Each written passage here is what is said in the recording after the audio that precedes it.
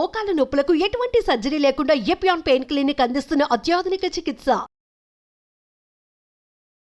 అందరికీ నమస్కారం. నా పేరు మాధురి. ఈ నెల మార్చి 8 నుంచి 15 వరకు ద్వాదశ రాశుల మహిళలకు ఎలా ఉండబోతుందో మనకు తెలియజేయడానికి మనతో పాటు ఉన్నారు ప్రముఖ జ్యోతిష్య పండితులు బ్రహ్మశ్రీ నందిబట్ల శ్రీహరి శర్మ గారు. నమస్కారం గురుగారు. వాగర్థావివ సంపృక్తౌ వాగర్థ ప్రతిపత్తయే జగతః పితరౌ వందే పార్వతీ పరమేశ్వరౌ ఆదిత్యాయ చ సోమాయ మంగళాయ బుధాయ చ గురు శుక్ర శనిభ్యశ్చరాహవే కేతవే నమః. శృంగేరి జగద్గురు పీఠాధిపతులకి కంచి పీఠాధిపతులకి నమస్కారములు తెలియజేసుకుంటూ కార్యక్రమాన్ని ప్రారంభిద్దాం. గురుగారు, మరి ముందుగా మేష రాశి వారికి ఎలా ఉండబోతుందో తెలియజేస్తారా? ద్వాదశ రాశులలో జన్మించినటువంటి మహిళలకి ఈ మార్చి 8వ తారీఖు నుంచి 15వ తారీఖు వరకు ఏ విధంగా ఉండబోతుందో తెలుసుకునే ముందు గ్రహ సంచారం తెలుసుకుందాం. వృషభ రాశిలో గురువు, మిథున రాశిలో కుజుడు స్తంభించి ఉండడం, అలాగే కన్యా రాశిలో కేతువు, మీన రాశిలో శుక్రుడు, బుధుడు, రాహు మరియు కుంభరాశిలో రవి, శని యొక్క స్థితిగతులు. గురుగారు, అలాగే మీరు చేసుకోవాల్సిన పరిహారాలు ఏంటో తెలియజేస్తారా? మార్చి 8వ తారీఖు నుంచి 15వ తారీఖు వరకు మేషరాశిలో జన్మించినటువంటి మహిళలకి ఏ విధంగా ఉండబోతుందో తెలుసుకునే ప్రయత్నం చేద్దాం. మేషరాశిలో జన్మించినటువంటి మహిళలకి గ్రహాలన్నీ కూడాను సంపూర్ణముగా అనుకూలంగా ఉండబోతున్నాయి.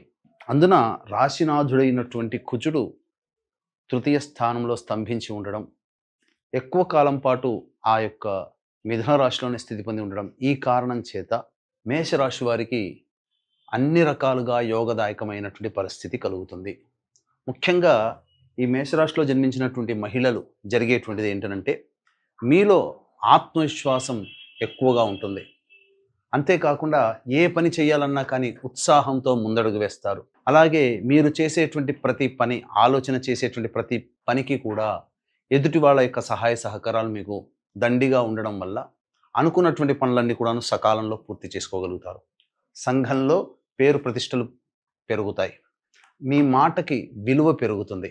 ముఖ్యంగా కుటుంబ స్థానంలో గురువు యొక్క సంచార ప్రభావం చేత మీ మాటకి తిరుగు లేకుండా ఉంటుంది. కేవలం ఒక్క గురుగ్రహ ప్రభావమే కాదండి, మిగతా గ్రహాల యొక్క అనుగ్రహం సంపూర్ణంగా ఉండడం వల్ల ఈ గురువు మీకు యోగాన్ని కలగచేస్తున్నాడు.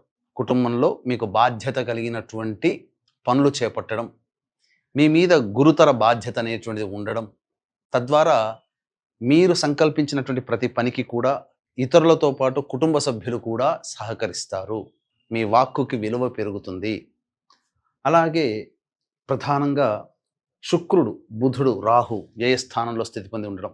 ఇక్కడ గమనించాల్సినటువంటి అంశం ఏంటంటే, ఇక్కడ నీచభంగ రాజయోగం అనేటువంటిది ఏర్పడింది. ఈ కారణం చేత చేసేటువంటి ప్రతి పనులలో కొన్నిసార్లు 1-2 సార్లు ఎక్కువగా పని చేయాల్సి రావడం, శ్రమ ఎక్కువగా ఉంటే తప్ప ఆ పని పూర్తి కాకపోవడం అనేటువంటిది జరగబోతుంది. అయితే గృహోపకరణాలు కానీ, నిత్యావసర వస్తువులకు సంబంధించినటువంటి కానీ ప్రధానంగా అధిక మొత్తంలో కొనుగోలు చేయడము అనేటువంటిది జరగబోతుంది. అంతేకాకుండా నిరుద్యోగ మహిళలు ఎవరైతే ఉన్నారో వాళ్ళకి ఉద్యోగం లభించే అవకాశం ఎక్కువగా గోచరమవుతుంది.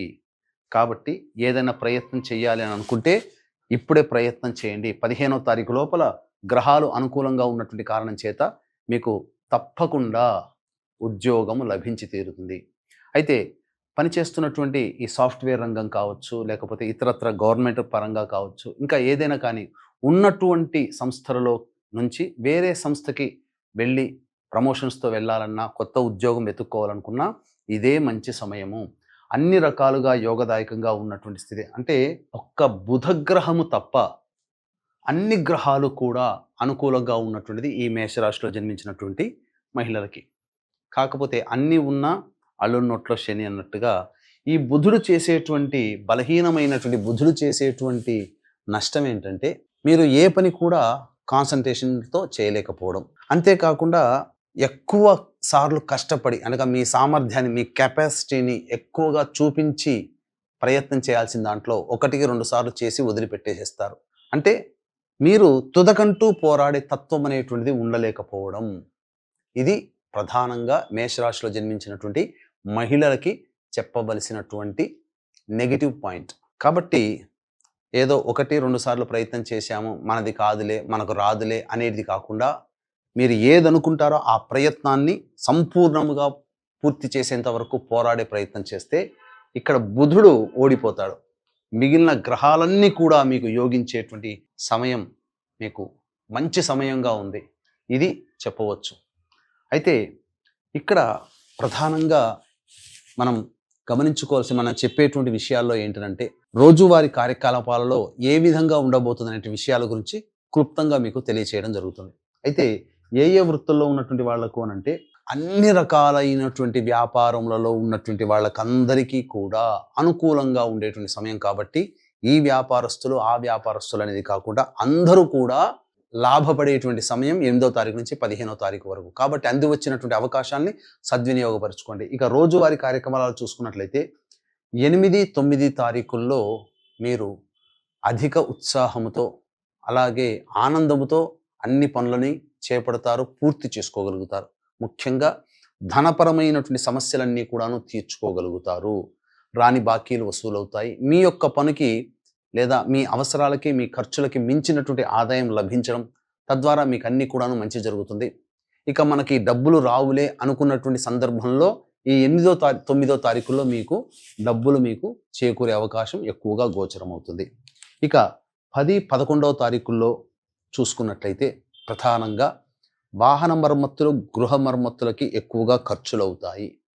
అంతేకాకుండా ప్రశాంతత లేని జీవితాన్ని గడపాల్సినటువంటి పరిస్థితి, చికాకుగా ఉంటుంది. ఇంట్లో ఉంటే చికాకుగా ఉంటుంది. అంతేకాకుండా ప్రధానంగా చూసుకున్నట్లయితే ఇక్కడ వాహనాన్ని నడిపేటప్పుడు మీరు జాగ్రత్తలు పాటించాలి. తల్లిగారి ఆరోగ్యం పట్ల శ్రద్ధ వహించాలి. ఇక 12, 13, 14 తారీఖుల్లో ఇది ప్రధానంగా మీకు అనారోగ్యం చేసేటువంటి అవకాశాలు గోచరమవుతున్నాయి. కాబట్టి మీ ఆరోగ్యం పట్ల శ్రద్ధ వహించాలి. అన్నిటికంటే ఈ 14వ తారీఖు రోజున గ్రహణం ఏర్పడబోతుంది. America, Canada, Mexico, Australia, New Zealand, Japan వంటి దేశాలలో నివసిస్తున్నటువంటి ప్రజలకి ఇది ఎక్కువగా గ్రహణ ప్రభావం ఉంటుంది. అయితే మన భారతదేశంలో లేదు కదా అని అంటే, భారతదేశంలో కనిపించకపోయినంత మాత్రాన మనము నియమాలు పాటించాల్సినంత అవసరం లేకపోయినా గ్రహణ సందర్భంగా చేయాల్సినటువంటి ఆచారాలు మాత్రం పాటించాలి. నియమాలు అంటే పట్టు విడుపు నియమాలు, స్నానాలు, ఇల్లు కడుక్కోవడాలు అటువంటివి ఏమీ మనం పాటించాల్సిన అవసరం లేదు. ఇక 15వ తారీఖు రోజున మాత్రం మీకు రాని బాకీలు, ధనపరమైనటువంటి సమస్యలు ఇవన్నీ కూడాను చక్కబడతాయి. సంతోషంగా గడుపుతారు. ధనాదాయం కూడా చాలా చక్కగా ఉంటుంది. కాబట్టి జాగ్రత్త పడండి. అయితే ఈ యొక్క 14వ తారీఖు రోజున ఏర్పడుతున్నటువంటి గ్రహణ ప్రభావం వలన ఏ రాశుల వారికి ఇబ్బందిగా ఉంటుంది అంటే మేష, వృషభ, కర్కాటక, సింహ, కన్య, వృశ్చిక, ధనస్సు, మకర, కుంభ రాశులలో జన్మించినటువంటి వారికి ఈ యొక్క ప్రభావం ఎక్కువగా ఉంటుంది. ఈ గ్రహణ ప్రభావం మేషరాశి వారికి ఎలాంటి ఇబ్బందులు కలుగచేస్తుందంటే సంతానపరముగా ఇబ్బందులు ఉంటాయి. ఆలోచన చేసినటువంటి ప్రతిదీ కూడాను గ్రహణం తర్వాత నుంచి ఎఫెక్టివ్గా ఉంటుంది. అలాగే బద్ధకం పెరుగుతుంది. కాబట్టి ఈ గ్రహణ దోషం మేషరాశి వారికి కూడా ఉంది. కాబట్టి ఈ చెప్పినటువంటి మేష, వృషభ, కర్కాటక, సింహ, కన్య, వృశ్చిక, ధనుసు, మకర, కుంభ రాశుల్లో జన్మించినటువంటి వారికి గ్రహణ దోష నివారణ హోమాలు 14వ తారీఖు రోజున ఉదయం 9 గంటలకి మన పీఠం ఆధ్వర్యంలో పర్ హెడ్ 2100 రూపాయలకి చేయించడం జరుగుతుంది. అవకాశం ఉన్న వాళ్ళు కార్యక్రమ తదనంతరం కాంటాక్ట్ చేసి గోతనామాలు నమోదు చేసుకోవచ్చు. అలాగే మీకు కరుంగలి మాల కూడా పూజ చేసి ఆ పౌర్ణమి రోజున పూజ చేసి ఇవ్వడం జరుగుతుంది. కాబట్టి అవకాశం ఉన్న వాళ్ళు కార్యక్రమ తదనంతరం కాంటాక్ట్ చేసి మీ గోతనామాలు నమోదు చేసుకోవచ్చు. ఇక గమనించుకున్నట్లయితే ఈ యొక్క మేషరాశిలో జన్మించినటువంటి మహిళలు 8వ తారీఖు నుంచి 15వ తారీఖు వరకు వచ్చేటువంటి సమస్యల పరిష్కారం కోసం ప్రతిరోజు కూడా దత్త అష్టకం, కాలభైరవ అష్టక పారాయణం రోజుకి 3 సార్లు పఠించండి. సంపూర్ణంగా సమస్యలు అనేటువంటివి తీరుతాయని చెప్పవచ్చు. ఇప్పుడు చెప్పినటువంటి విషయాల కంటే ఇంకా విభిన్నంగా మీ యొక్క జీవితం ఉంది అని అంటే మీ యొక్క జన్మజాతకంలో నడుస్తున్నటువంటి గ్రహ దశాంతర దశల యొక్క ప్రభావాలు. కావున దగ్గరలోని మంచి ఉపాసనా పరులైనటువంటి జ్యోతిష్యులను సంప్రదించి వారి సలహాలు, సూచనలు పాటించినట్లయితే మరింత మెరుగైనటువంటి జీవితాన్ని పొందుతారు. నిరుద్యోగస్తులకి మంచి అవకాశము, ఉద్యోగం లభించి తీరుతుంది. వివాహం కావాల్సినటువంటి అబ్బాయిలకి, అమ్మాయిలకి వివాహము కూడా నిశ్చయమే అవకాశాలు ఉంది. కాబట్టి ప్రయత్నం చేయండి.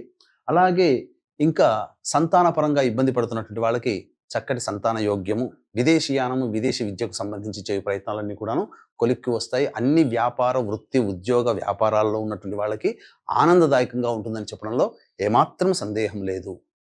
సర్వం శ్రీ ఉమామహేశ్వర పరబ్రహ్మార్పణమస్తు. మేషరాశి వారి ఫలితాలు తెలియజేసినందుకు ధన్యవాదాలు గురుగారు.